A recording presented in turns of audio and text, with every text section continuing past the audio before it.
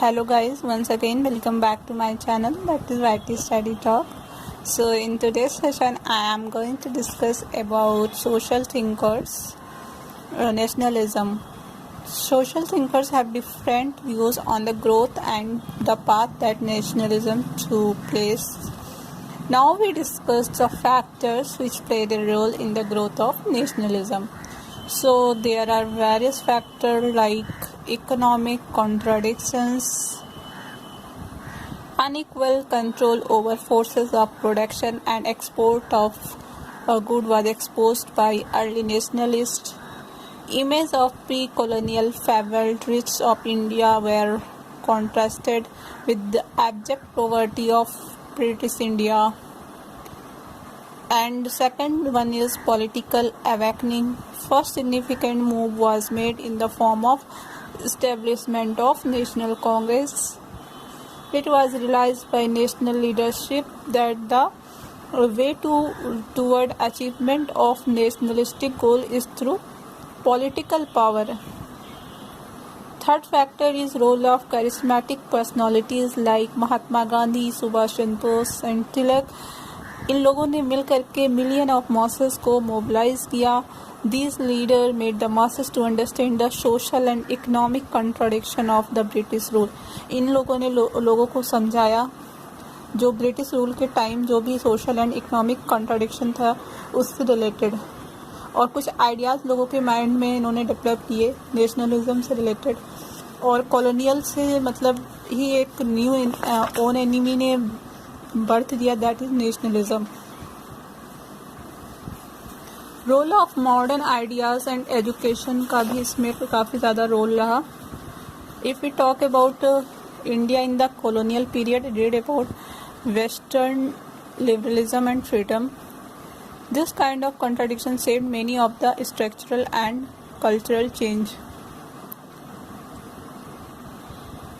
Indian nationalist leaders were quick to grasp this irony and took these ideas to masses. Vernacular was capitalized to spread the ideas of modernity and democracy. अब इन्होंने क्या किया, vernacular का use करके modernity और democracy के ideas को फैलाया. मतलब एजुकेशन का भी इसमें काफ़ी अच्छा रोल है. And after that there are various thing like role of middle class. Urban middle class ने भी काफ़ी हेल्प किया.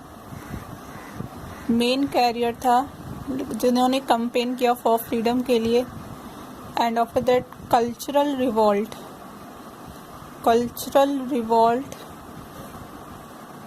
जैसे तिलक, एनी बेसेंट, जिन्होंने फ्रीडम और स्वराज, बर्थ राइट, ये सब जो चीज़ें हुई थी ये सब स्टार्ट किया movement. After that reformist and revivalist agenda शुरू हुआ था.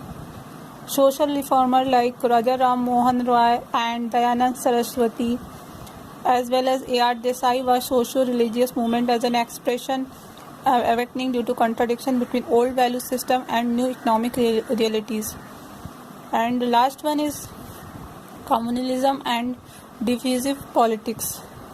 The British policy of divide and rule की जो ब्रिटिश की पॉलिसी थी उससे भी कहीं ना कहीं एक नेशनलिज्म की बात आई और अलग अलग स्टेट का मतलब नेशन का बाइफर्केशन हुआ.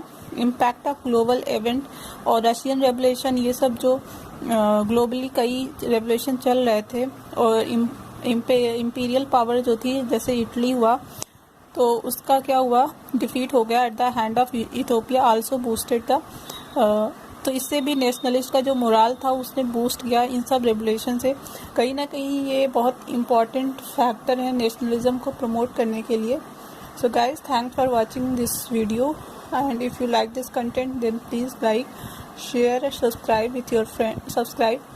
And if you have any query regarding this then please ask in the comment section. Thanks for watching once again and bye.